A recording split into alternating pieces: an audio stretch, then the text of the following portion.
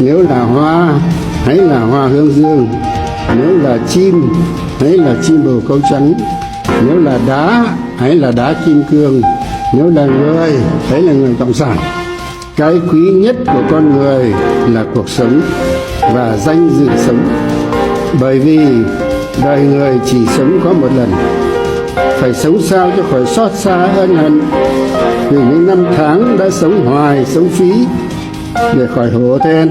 vì những việc làm ti tiện đớn hèn bị mọi người khinh bỉ, để đến khi nhắm mắt xuôi tay ta có thể tự hào rằng tất cả đời ta, tất cả sức ta